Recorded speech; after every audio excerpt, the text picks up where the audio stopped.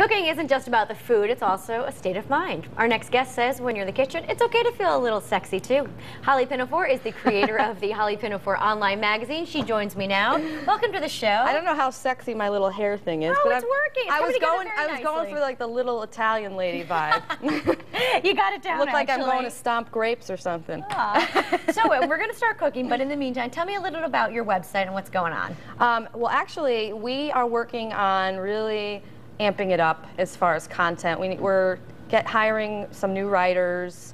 We are adding more stories, more articles on healthy living, and we just really want people to come to us because we're a well-informed, expert-based website. Got it. So you can find recipes there too, right? Yeah, we have Dr. Barbara Greenberg on there, who comes on the show a lot. That's right. She's one of our experts. She's our in-house psychologist, Terrific. Who we love.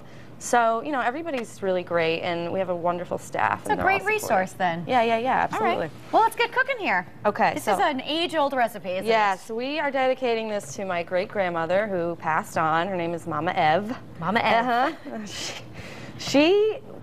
My grandmother told me that she was a huge fashionista. Really? Maybe that's where you get it from then, right? And she knew how to cook like nobody's business. And my grandmother, too, who's still alive, knows how to cook like nobody's business. So and they've passed it down to you, right? Well, you got to dedicate the recipes to the people you love. And cooking is all about sharing the food, sharing the memory, and savoring each bite, each memory. It's really a sensual experience, and that's why it's important to look and feel sexy in the kitchen. I like the sound of that. So before we get cooking, you come home from work and you're tired, you just want to kind of lounge around. But you know what? I feel like if you look your best and you feel your best, you're going to cook your best too. All right. That's just my theory. So we have a little bit of spray. We're going to... Oh, I like this. Yeah. Here's a little bit of body spray. You just spray it on here. I'll take some. Go ahead. Do it All up.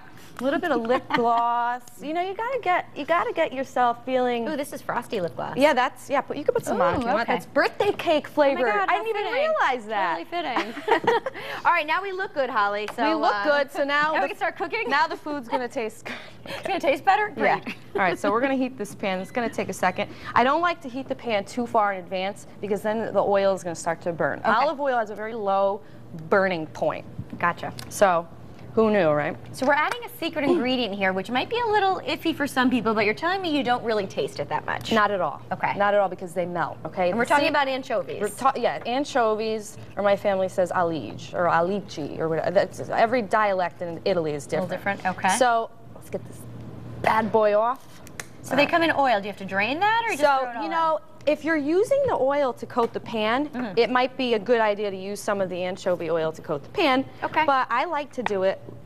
This pan is just gonna heat up 1 second, so we're gonna just explain a little bit more.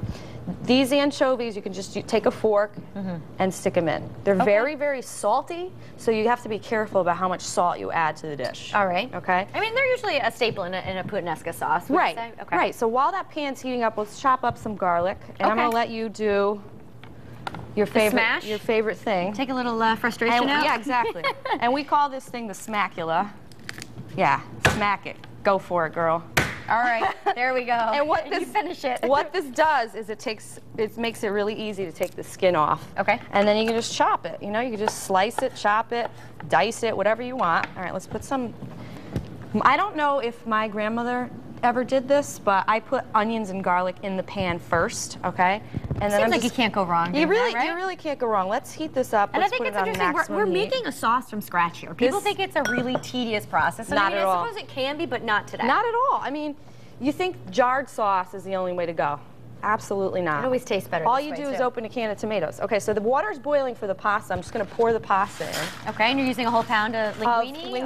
Linguine or fettuccine. Okay, so that will melt down into the water, and you just want that going while your sauce is going. Now that is the sound of heaven right there. And the sound of sizzling garlic? Yes, I love that. That's the best in the world.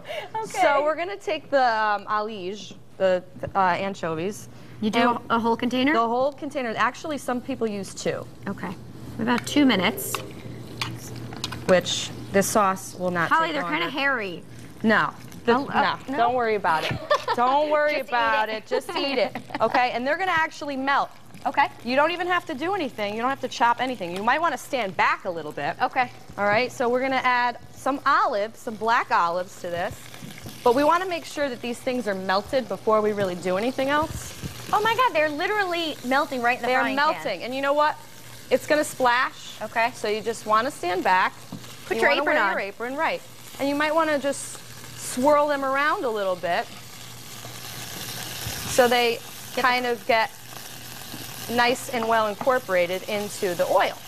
Now, Holly, while that's cooking, you have some upcoming cooking classes in October. I do. In Fairfield Ludlow Middle School, I will be teaching a mouth-watering appetizers and decadent desserts. Ooh, yeah, right. so we're going to lower the heat a little bit, add those olives, get everything going. We're going to add some more garlic and onion. Okay.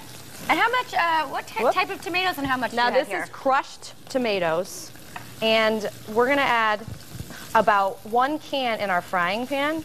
Oh, this is still going to continue to melt because it's, you know, it's in the oil, it's in the heat, so it's going to continue to dissolve, so you don't really have to worry about it, okay? Fantastic. Now we're just going to pour the tomatoes in. Whoops, see, that's why you always wear red while you're when you make sauce. Oh no, isn't that a good tip? That's one of my rules. That's one of my rules, okay? So you're going to just heat this up. Okay, you're going to stir the olives in, maybe add a few more. I'm sure you could omit the anchovies if you wanted to, right? Absolutely. And so we're doing the sped up version. You might want to wait till the anchovies really get melted, but we're just showing, you know, for people to see. Okay. And then we're going to add some fresh basil. We're going to just chop it up. Or you can just tear it, you know? All right. Well, Holly, we're running out of time, but you could stay till the end of the show because I know we're all going to want to give this a shot. And some Parmesan cheese will go in at the end. Okay. And you just stir it all together, add a little bit more olive oil. And there's your puttanesca sauce. A little pepper. Not too much salt. You got to taste it. Give the anchovies in there, right? Okay.